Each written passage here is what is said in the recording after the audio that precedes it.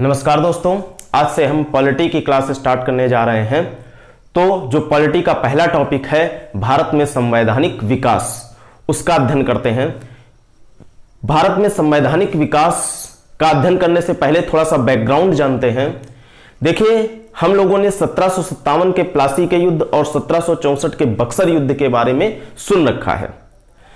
इस युद्ध में क्या हुआ था? 1757 के प्लासी के युद्ध और 1764 के बक्सर के युद्ध में अंग्रेजों ने बंगाल पर अपना कब्जा कर लिया था। बंगाल के राजकोष पर अब अधिकार हो गया था किसका? अंग्रेजों का। तो देखिए, वास्तव में ये दोनों युद्ध ही टर्निंग पॉइंट थे अंग्रेजों के लिए।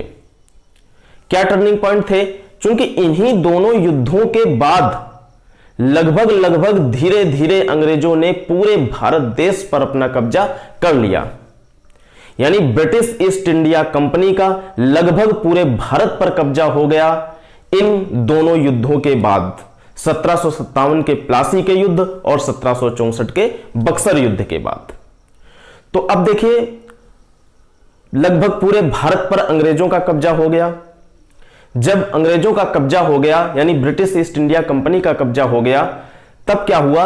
ब्रिटिश ईस्ट इंडिया कंपनी के जो अधिकारी थे वो अपनी मनमानी करने लगे। देखिए, इस ब्रिटिश ईस्ट इंडिया कंपनी को भारत में व्यापार करने के लिए किसने भेजा था? ब्रिटेन की संसद ने, या कहें ब्रिटेन के क्राउन ने, ब्रिटेन के प्रिंस ने। एक ही बात है, ब्रिटेन का क्राउन कहें या ब्रिटेन की संसद कहें, उसी ने भेजा है ब्रिटिश ईस्ट इंडिया कंपनी को भारत में व्यापार के लिए कि आप जाइए भारत में व्यापार करिए जाके। तो किसके अकॉर्डिंग व्यापार करेंगे ब्रिटिश ईस्ट इंडिया कंपनी के अधिकारी? ब्रिटेन क्राउन के, यानी ब्रिटिश संसद के अनुरूप। लेकिन कंपनी के अधिकारी क्या करते हैं? कंपनी के अधिकारी अपनी मनमानी करने लगते हैं, घूस इत्यादि लेने लगते हैं। जो खबर कहां पहुंचती है? ब्रिटेन में, यानी ब्रिटेन की संसद में। तो इसका वहां पर क्या होता है? विरोध किया जाता है कि कंपनी के अधिकारी मनमानी कर रहे हैं भारत में। तो अब जरूरत क्या पड़ी ब्रिटेन की संसद को? ब्रिटेन की संसद को जरूरत पड़ी कि ये जो ब्रिटिश ईस्ट इंडिया कंपनी के अधिकारी हैं उन पर हम अपना नियंत्रण बनाएं, क्योंकि वो हमारा नियंत्रण खो रहे हैं, वो हमारे अनुरूप जो है वहां पर शासन नहीं कर रहे हैं। तो ब्रिटेन कि संसद अपना नियंत्रण बनाना चाहती थी किस पर? ब्रिटिश ईस्ट इंडिया कंपनी पर। तो अब ब्रिटेन की संसद अपना नियंत्रण कैसे बनाएगी ब्रिटिश ईस्ट इंडिया कंपनी पर? अपना नियंत्रण बनाएगी कुछ एक्टों को ला करके। तो इसी क्रम में ब्रिटेन की संसद के द्वारा कई एक्ट लाए गए। तो जो पहला एक्ट लाया गया वो था 1773 का रेगुलेटिंग एक्ट। तो 1773 के रेगुलेटिंग एक्ट के द्वारा ही सबसे पहले ब्रिटिश ईस्ट इंडिया कंपनी पर संसदीय नियंत्रण की स्थापना हुई। यानी यह पहला एक्ट था जिसके माध्यम से ब्रिटेन की संसद ने ब्रिटिश ईस्ट इंडिया कंपनी पर नियंत्रण बनाने का प्रयास किया। अब देखिए, जो 1773 का रेगुलेटिंग एक्ट था, इसको पढ़ने से पहले थोड़ा सा बैकग्राउंड और जानते हैं। देखिए, आप सभी लोगों को मालूम है कि हमारे देश का संविधान, हमारा भारतीय संविधान 26 जनवरी 1950 को लागू हुआ। तो देखिए, जो हमारा भारतीय संविधान है उसको बनाने में इन एक्टों की प्रमुख भूमिका है। जैसे पहला एक्ट कौन आया? 1773 का रेगुलेटिंग एक्ट। और भी कई एक्ट आएंगे, सबको एक एक करके पढ़ेंगे क्रमबद्ध रूप से। तो पहला जो एक्ट है 1773 का रेगुलेटिंग एक्ट, इसको हम पहली सीढ़ी मान सकते हैं। यानी जो 1773 का रेगुलेटिंग एक्ट है यह पहली सीढ़ी है, और जो हमारा भारतीय संविधान है वो है सबसे ऊपर वाली सीढ़ी। तो यह 1773 का रेगुलेटिंग एक्ट पहली सीढ़ी, फिर दूसरा एक्ट आया दूसरी सीढ़ी, तीसरा एक्ट आया तीसरी सीढ़ी। तो धीरे धीरे करके जो है ऊपर वाली सीढ़ी कौन सी होगी? हमारा भारतीय संविधान। तो इस प्रकार से इन एक्टों की महत्वपूर्ण भूमिका है हमारे भारतीय संविधान को विकसित करने में, हमारे भारतीय संविधान को बनाने में। तो यह तथ्य हो गया। अब देखिए, एक एक करके इन एक्टों के बारे में जानते हैं जिन्होंने महत्वपूर्ण भूमिका अदा की हमारे भारतीय संविधान को बनाने में, और इन एक्टों ने ही ब्रिटिश ईस्ट इंडिया कंपनी पर संसदीय नियंत्रण की स्थापना की। ब्रिटेन की संसद जो था वो इन्हीं एक्टों के माध्यम से ब्रिटिश अधिकारियों पर कंट्रोल करती थी। तो आइए जानते हैं एक एक करके एक्ट। तो जो सबसे पहला एक्ट है वो है रेगुलेटिंग एक्ट 1773। रेगुलेटिंग एक्ट कब आया? 1773 ईस्वी में आया। रेगुलेटिंग एक्ट की जो सबसे पहली बात है, सबसे महत्वपूर्ण बात है, वो यह है कि इसी एक्ट के माध्यम से सबसे पहले ब्रिटेन की संसद ने ब्रिटिश ईस्ट इंडिया कंपनी पर संसदीय नियंत्रण की स्थापना की हुई थी, सबसे पहले इसी एक्ट के द्वारा। तो ये पहली बात हो गई। अब देखिए संसदीय नियंत्रण की स्थापना के लिए इसने क्या किया, अगला पॉइंट देखते हैं। तो इसने क्या किया कि दो संस्थाओं का गठन किया। ब्रिटेन की संसद ने दो संस्थाओं का गठन किया। जो पहली संस्था थी वो थी बोर्ड ऑफ प्रोपाइटर्स, और जो दूसरी संस्था थी वो थी बोर्ड ऑफ डायरेक्टर्स। दो संस्थाएं थी, एक बोर्ड ऑफ प्रोपाइटर्स और एक board of directors. Board of proprietors में कौन से लोग होते थे? देखिए बोर्ड ऑफ प्रोपाइटर्स में वो लोग होते थे जो कंपनी के निवेशक थे, कंपनी के जो शेयर होल्डर थे, जो निवेशक थे, वो होते थे बोर्ड ऑफ प्रोपाइटर्स में। कंपनी के निवेशकों का समूह होता था बोर्ड ऑफ प्रोपाइटर्स में। कंपनी कौन? British east India company. इसी के जो निवेशक होते थे वो होते थे बोर्ड ऑफ प्रोपाइटर्स में।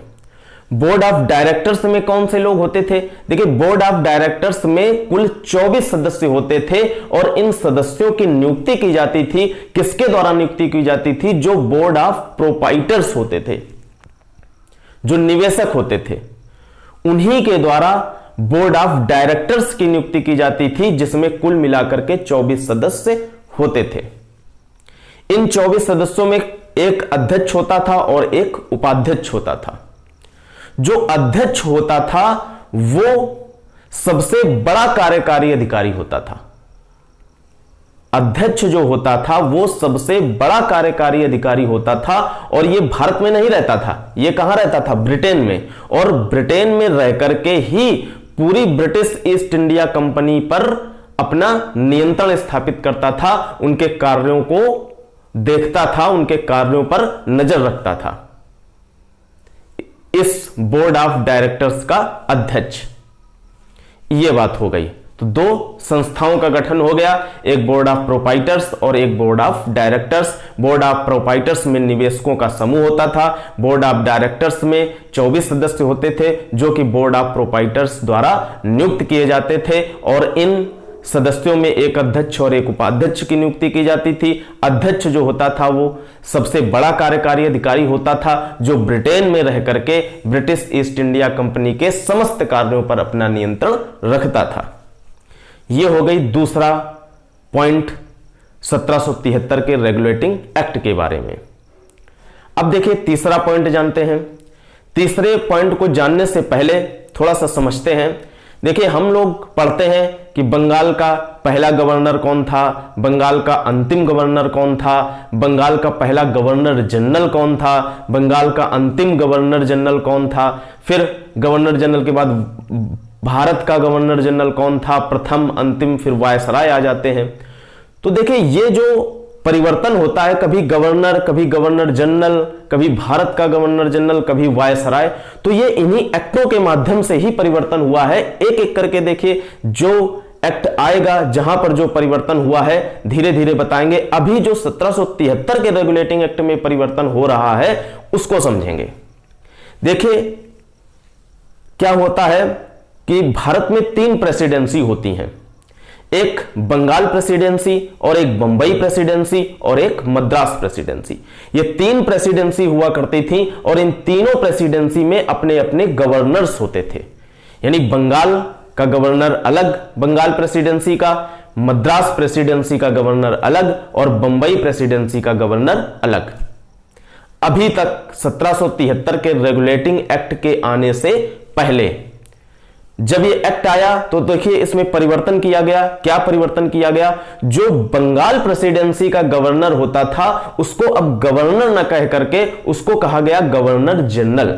बंगाल का गवर्नर जनरल, यानी बंगाल का गवर्नर अब बन गया बंगाल का गवर्नर जनरल। तो देखिए अब 1773 के बाद जो भी अधिकारी नियुक्त होगा बंगाल में, वो अब बंगाल का गवर्नर नहीं कहलाएगा, वो कहलाएगा बंगाल का गवर्नर जनरल 1773 के बाद।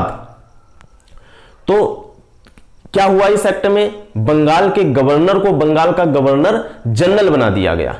एक चीज और की गई यहां पर, वो ये किया गया कि जो बंगाल का गवर्नर जनरल था उसके अधीन कर दिए गए कौन सी प्रेसिडेंसी? दो प्रेसिडेंसी। और कौन कौन सी? एक मद्रास प्रेसिडेंसी और एक बंबई प्रेसिडेंसी। यानी मद्रास प्रेसिडेंसी और बंबई प्रेसिडेंसी को बंगाल प्रेसिडेंसी के गवर्नर जनरल के अधीन कर दिया गया। यह एक तथ्य और किया गया इसी एक्ट में। और इसी के तहत बंगाल का जो प्रथम गवर्नर जनरल हुआ है वो वारेन हेस्टिंग्स हुआ है, आप लोग जानते होंगे। तो अब यहां पर देखिए एक तथ्य छिपा हुआ है कि बंगाल का जो पहला गवर्नर जनरल है वो है वारेन हेस्टिंग्स। तो बंगाल का अंतिम गवर्नर कौन होगा? बंगाल का जब पहला गवर्नर जनरल वारेन हेस्टिंग्स है तो बंगाल का अंतिम गवर्नर कौन होगा? बंगाल का अंतिम गवर्नर यही वारेन हेस्टिंग्स होगा, क्योंकि बंगाल का अंतिम गवर्नर था वारेन हेस्टिंग्स और 1773 में इसी वारेन हेस्टिंग्स को क्या बना दिया गया? बंगाल का गवर्नर जनरल। तो ये बंगाल का पहला गवर्नर जनरल हो गया और बंगाल का अंतिम गवर्नर हो गया। तो दो प्रश्न यहां से, अगर आपसे पूछ दिया जाए बंगाल का अंतिम गवर्नर कौन था तो वारेन हेस्टिंग्स था, बंगाल का प्रथम गवर्नर जनरल कौन था तो वारेन हेस्टिंग्स था। यह तथ्य स्पष्ट हो गया होगा, आशा करता हूं। अब देखिए ये गवर्नर जनरल की बात हो गई। गवर्नर जनरल के अधीन कर दिए गए बंबई प्रेसिडेंसी और मद्रास प्रेसिडेंसी, ये तथ्य हो गया। अब अगला तथ्य जानते हैं। देखिए जो बंगाल का गवर्नर जनरल था इसकी सहायता के लिए 4 सदस्यीय कार्यकारिणी परिषद का गठन किया गया। बंगाल का गवर्नर जनरल अब बहुत बड़ी ताकत हो गई, उसके अधीन 2-2 प्रेसिडेंसी हो गई, काम बढ़ गया। जब काम बढ़ गया तो उसकी सहायता के लिए कुछ सदस्य चाहिए, तो सहायता के लिए क्या किया गया? 4 सदस्यीय कार्यकारिणी परिषद का गठन किया गया। तो गवर्नर जनरल को मिला करके कितने कुल सदस्य हो गए? 5। 4 तो सदस्य कार्यकारिणी परिषद में और एक गवर्नर जनरल, कुल मिलाकर हो गए 5 सदस्य। तो अब जब कोई नियम पारित होना होता था तो ये पांचों सदस्य अपना अपना वोट डालते थे, यानी ये पांचों सदस्य अपना अपना मत देते थे, अपना अपना सुझाव देते थे जो भी निर्णय लेना है। तो 5 सदस्यों में से जो 3 सदस्य जिस नियम के पक्ष में होते थे वही नियम पारित हो जाता था। 5 सदस्यों में 3 सदस्य जिस नियम के पक्ष में होते थे वही नियम पारित हो जाता था। तो एक बात यहां से निकल करके आती है इस एक्ट से, इस तथ्य से एक प्रश्न निकल करके आता है कि बहुमत के आधार पर नियमों का पारित होना सर्वप्रथम किस एक्ट में दिखाई पड़ता है? तो वो था 1773 का रेगुलेटिंग एक्ट। इसी तथ्य में छिपा हुआ है ये पॉइंट। इसी 4 कार्यकारिणी जो परिषद होती थी, जो ये सदस्य होते थे और एक सदस्य गवर्नर जनरल हो गया, बहुमत के आधार पर निर्णय लिया जाता था, 3 सदस्य जिसके पक्ष में होते थे। तो यहां से एक पॉइंट निकल करके आ गया कि बहुमत के आधार पर नियमों का पारित होना सर्वप्रथम किस एक्ट में दिखाई पड़ता है? तो वो एक्ट था 1773 का रेगुलेटिंग एक्ट। तो इतने तथ्य हो गए 1773 के रेगुलेटिंग एक्ट के बारे में। अगला तथ्य जानते हैं रेगुलेटिंग एक्ट के बारे में। अगला तथ्य यह था कि इसी एक्ट में क्या किया गया? एक सर्वोच्च न्यायालय के स्थापना की बात की गई कि सर्वोच्च न्यायालय की भारत में स्थापना की जाएगी। 1773 के रेगुलेटिंग एक्ट में यह बात कही गई और इसी क्रम में 1774 ईस्वी में कलकत्ता में एक सर्वोच्च न्यायालय की स्थापना हो गई। सर्वोच्च न्यायालय की स्थापना हो गई और इस सर्वोच्च न्यायालय में जो मुख्य न्यायाधीश बनाए गए वो बनाए गए सर एलिजा इम्पे। तो मोस्ट इंपॉर्टेंट क्वेश्चन बन करके आता है कि सर्वोच्च न्यायालय के प्रथम मुख्य न्यायाधीश कौन बने थे? तो सर एलिजा इम्पे बने थे, जब कलकत्ता में सर्वोच्च न्यायालय की 1774 ईस्वी में स्थापना हुई थी। और एक मुख्य न्यायाधीश बनाए गए थे और 3 अन्य न्यायाधीशों की नियुक्ति भी की गई थी इस एक्ट के माध्यम से। तो इस प्रकार से हमने 1773 के रेगुलेटिंग एक्ट के जितने भी महत्वपूर्ण तथ्य थे वो जान लिए, जो भी परीक्षा में पूछे गए थे या पूछे जाने की संभावना है। हालांकि 1773 के रेगुलेटिंग एक्ट में और भी बहुत सारी बातें कही गई हैं, लेकिन हम उनको नहीं जानेंगे, क्योंकि हम यहां पर महत्वपूर्ण पॉइंट केवल जानेंगे जो ऑब्जेक्टिव परीक्षा की दृष्टि से महत्वपूर्ण है। तो इतने तथ्य हो गए 1773 के रेगुलेटिंग एक्ट के बारे में। अब देखिए अगला एक्ट जो आता है वो था एक्ट ऑफ सेटलमेंट 1781, यानी 1781 ईस्वी में आता है एक्ट ऑफ सेटलमेंट। देखिए एक्ट ऑफ सेटलमेंट कोई बहुत ज्यादा महत्वपूर्ण नहीं है, लेकिन फिर भी इसके बारे में 1-2 पॉइंट्स जान लेते हैं। 2 पॉइंट्स जान लेते हैं। पहला जो पॉइंट है वो ये है कि जो रेगुलेटिंग एक्ट जो 1773 ईस्वी में आया हुआ था, उसकी कमियों को दूर करने के लिए ये एक्ट ऑफ सेटलमेंट लाया गया। यानी जो कमियां रह गई थी 1773 के रेगुलेटिंग एक्ट में, उन कमियों को दूर करने के लिए एक्ट ऑफ सेटलमेंट 1781 लाया गया। पहली बात ये याद रखेंगे। दूसरी बात ये याद रखेंगे कि जो कलकत्ता की सरकार थी, उस कलकत्ता की सरकार को बिहार, बंगाल और उड़ीसा, यानी बंगाल, बिहार और उड़ीसा के लिए भी कानून बनाने का अधिकार दे दिया गया। यानी कलकत्ता की सरकार जो है अब बंगाल, बिहार और उड़ीसा के लिए भी कानून बना सकती थी। इस एक्ट में यह प्रावधान कर दिया गया एक्ट ऑफ सेटलमेंट 1781 में। तो ये 2 पॉइंट्स याद रखेंगे एक्ट ऑफ सेटलमेंट 1781 के बारे में। अब देखिए अगला महत्वपूर्ण एक्ट जानते हैं। अगला महत्वपूर्ण एक्ट था पिट्स इंडिया एक्ट 1784। तो देखिए एक एक करके पॉइंट जानते हैं पिट्स इंडिया एक्ट 1784 के बारे में। तो जो पहला महत्वपूर्ण पॉइंट है इस एक्ट का वो ये है कि इस एक्ट में ब्रिटेन की संसद ने ब्रिटिश ईस्ट इंडिया कंपनी पर अपना नियंत्रण और अधिक बढ़ा दिया। इसके पहले क्या था, 1773 का रेगुलेटिंग एक्ट आया था, हमने पढ़ा था।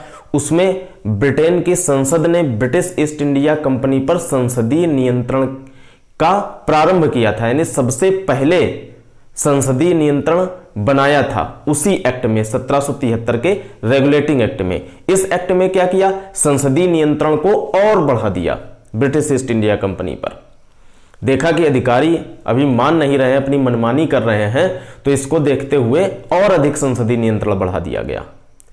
तो और अधिक संसदीय नियंत्रण बढ़ा दिया गया। इसके लिए देखिए क्या किया इन्होंने ये कार्य किया कि एक बोर्ड ऑफ कंट्रोल का गठन किया, और इस बोर्ड ऑफ कंट्रोल में कुल 6 सदस्य होते थे, और जो इस बोर्ड ऑफ कंट्रोल का अध्यक्ष होता था वो ब्रिटेन की जो संसद होती थी उसी संसद की मंत्रिमंडल का एक सदस्य होता था।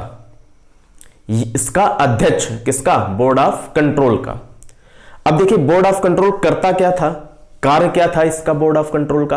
बोर्ड ऑफ कंट्रोल का कार्य यह था कि भारत में जो भी राजनीतिक गतिविधियां हो रही हैं उन पर अपना नियंत्रण रखेगा कौन, बोर्ड ऑफ कंट्रोल। और बोर्ड ऑफ कंट्रोल उन राजनीतिक गतिविधियों पर कंट्रोल रखेगा और अवगत कराएगा किसको, ब्रिटेन की संसद को, उन राजनीतिक गतिविधियों के बारे में। इसके पहले देखिए हमने 1773 का रेगुलेटिंग एक्ट पढ़ा था। उसमें क्या किया गया था, संसदीय नियंत्रण बनाने के लिए उसमें 2 संस्थाओं का गठन किया गया था, एक बोर्ड ऑफ प्रोपाइटर्स और एक board of directors. Board of proprietors जो होते थे वो निवेशकों का समूह होता था, और बोर्ड ऑफ डायरेक्टर्स जो होते थे उसमें कुल 24 सदस्य होते थे, और उन सदस्यों की नियुक्ति बोर्ड ऑफ प्रोपाइटर्स के द्वारा की जाती थी। इसमें एक अध्यक्ष होता था, एक उपाध्यक्ष होता था, और जो ब्रिटिश ईस्ट इंडिया कंपनी का सबसे बड़ा कार्यकारी अधिकारी होता था वो अध्यक्ष होता था इसका। यह हमने पढ़ रखा था। और देखिए हमने इस बोर्ड ऑफ डायरेक्टर्स का कार्य भी पढ़ रखा था कि वो क्या करता था, वो जो भारत में जो भी गतिविधियां हो रही हैं, चाहे वो राजनीतिक गतिविधियां हो रही हो चाहे व्यापारिक गतिविधियां हो रही, उन दोनों पर नियंत्रण रखता था बोर्ड ऑफ डायरेक्टर्स। तो बस यही अंतर कर दिया गया इस पिट्स इंडिया एक्ट 1784 में कि अब बोर्ड ऑफ डायरेक्टर्स केवल व्यापारिक गतिविधियों पर नियंत्रण करेगा, यानी केवल व्यापारिक गतिविधियों को देखेगा। भारत में जो भी व्यापारिक गतिविधियां हो रही हैं उन पर अपना कंट्रोल करेगा और उनकी रिपोर्ट देगा किसको? ब्रिटेन की संसद को, केवल व्यापारिक गतिविधियों की, बोर्ड ऑफ डायरेक्टर्स। चूंकि अब 1784 में बोर्ड ऑफ कंट्रोल का गठन हो चुका है और उसका अध्यक्ष बनाया जा चुका है, जो ब्रिटेन की संसद के मंत्रिमंडल का ही एक सदस्य है, वो अध्यक्ष क्या करेगा? वो अध्यक्ष भारत में जो राजनीतिक गतिविधियां हो रही हैं उन पर कंट्रोल करेगा और अपनी रिपोर्ट ब्रिटेन की संसद को देगा। तो अलग अलग कार्य निर्धारित किए गए, बोर्ड ऑफ कंट्रोल का कार्य अलग कर दिया गया और बोर्ड ऑफ डायरेक्टर्स का कार्य अलग कर दिया गया। अभी तक बोर्ड ऑफ डायरेक्टर्स ही व्यापारिक गतिविधियों और राजनीतिक गतिविधियों दोनों पर अपना नियंत्रण स्थापित किए हुए थी, दोनों गतिविधियों पर नजर रखे हुई थी। अब बोर्ड ऑफ कंट्रोल को राजनीतिक गतिविधियां दे दी गई और बोर्ड ऑफ डायरेक्टर्स को जो है वो व्यापारिक गतिविधियां दे दी गई। तो ये थोड़ा सा अंतर किया गया पिट्स इंडिया एक्ट 1784 में। तो ये तथ्य आपको समझ में आ गए होंगे। अब देखिए, इसका जो अध्यक्ष होता था बोर्ड ऑफ कंट्रोल का, इसको एक पावर और दी गई। कौन सी पावर दी गई? इसको ये पावर दी गई कि ये जो गवर्नर जनरल होते थे, यानी भारत में अब गवर्नर जनरल होने लगे थे, बंगाल के गवर्नर को बंगाल का गवर्नर जनरल बना दिया गया था पहले ही 1773 के रेगुलेटिंग एक्ट में। तो इस गवर्नर जनरल को उसके पद से हटा भी सकता था और गवर्नर जनरल को उसके पद पर नियुक्ति भी दे सकता था। कौन? बोर्ड ऑफ कंट्रोल का अध्यक्ष। इसको एक पावर दे दी गई बोर्ड ऑफ कंट्रोल के अध्यक्ष को। तो इस तथ्य को याद रखेंगे। अब देखिए अगला पॉइंट समझते हैं। अगला पॉइंट इसमें जो है वो ये है कि इस पिट्स इंडिया एक्ट 1784 में थोड़ा सा गवर्नर जनरल की भी पावर को बढ़ा दिया गया। जो बंगाल का गवर्नर जनरल होता था उसकी भी पावर को बढ़ा दिया गया। कैसे पावर को बढ़ाया गया? देखिए, जो 1773 का रेगुलेटिंग एक्ट था उसमें क्या था, उस गवर्नर जनरल की सहायता के लिए एक कार्यकारी परिषद होती थी, उसमें 4 सदस्य होते थे, ये बताया हुआ था। और गवर्नर जनरल को मिलाकर के 5 हो जाते थे। कोई बिल पास होना होता था तो 3 सदस्य जिस पक्ष में वोट देते थे वही बिल पास हो जाता था। मान लीजिए गवर्नर जनरल है, गवर्नर जनरल के साथ में एक सदस्य है, उन दोनों ने किसी एक पक्ष में वोट दिया और 3 सदस्यों ने दूसरे पक्ष में वोट दिया, तो जो 3 सदस्यों ने वोट दिया है जिस पक्ष में, वही जो है बिल पास हो जाएगा। ये होता था। लेकिन अब यहां पर थोड़ा गवर्नर जनरल की पावर को बढ़ा दिया गया। कैसे बढ़ा दिया गया? कार्यकारी परिषद में अब 4 सदस्य नहीं होते थे, अब 4 की जगह केवल 3 सदस्य हो गए। तो 3 सदस्य और प्लस गवर्नर जनरल कुल मिला के कितने हो गए? 4।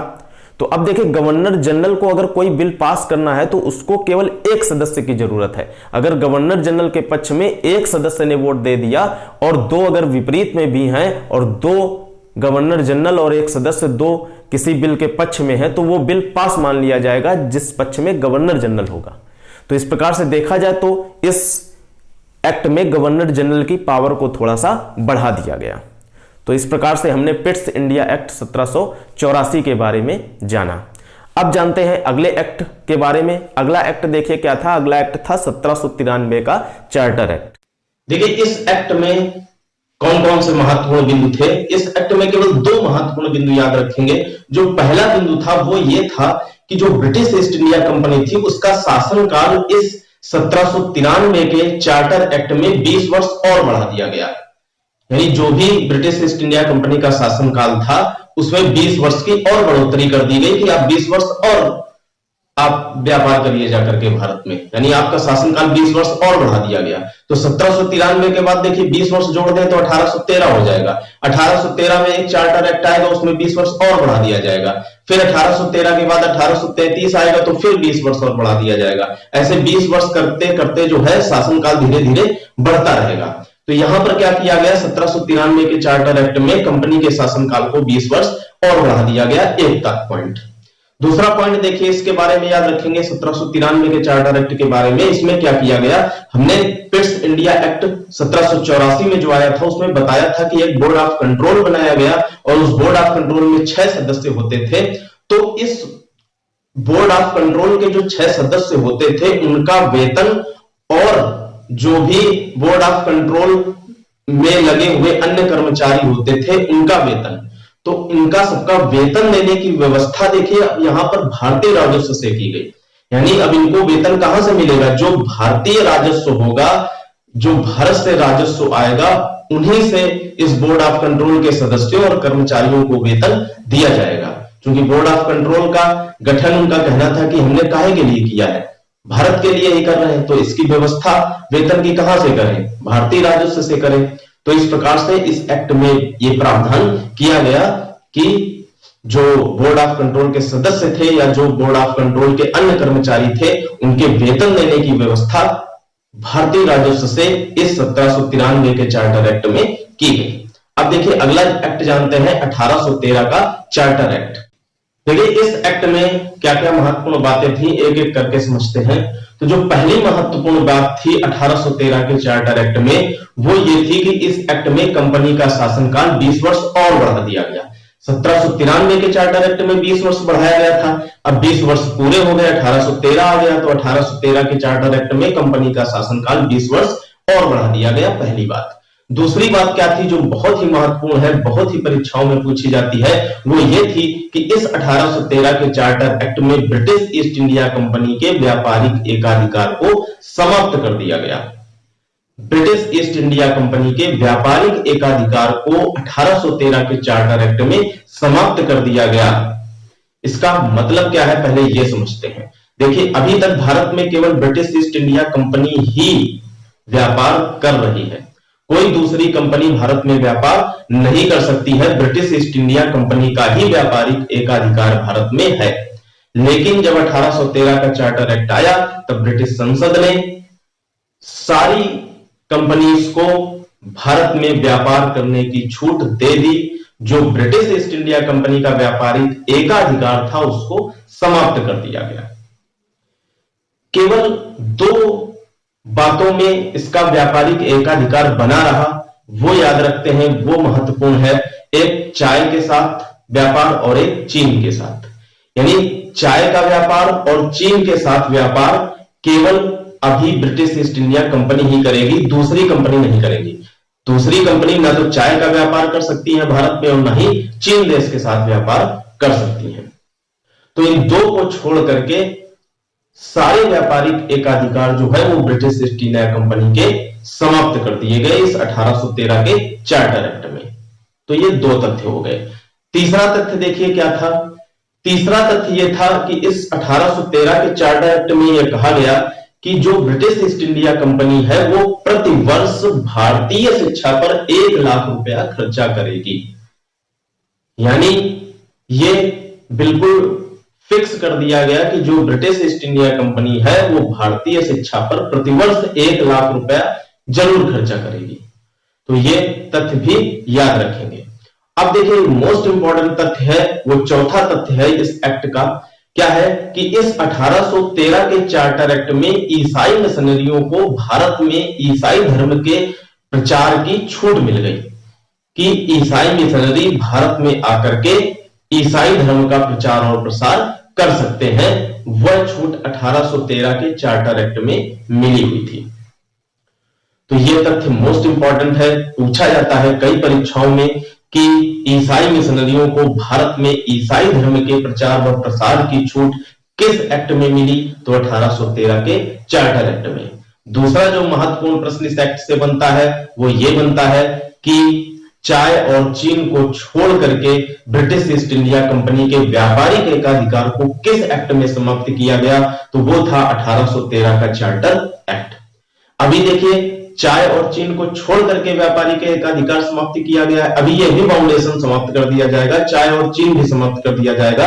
अब सभी कंपनियों को किसी के भी साथ और किसी का भी व्यापार करने की छूट मिल जाएगी आगे के एक्टों में। फिलहाल 1813 के चार्टर एक्ट में ब्रिटिश ईस्ट इंडिया कंपनी के पास एक अधिकार बना रहा चाय और चीन का। तो इन तथ्यों को याद रखेंगे 1813 के चार्टर एक्ट में। तो इन एक्टों को हमने पढ़ा आज की क्लास में।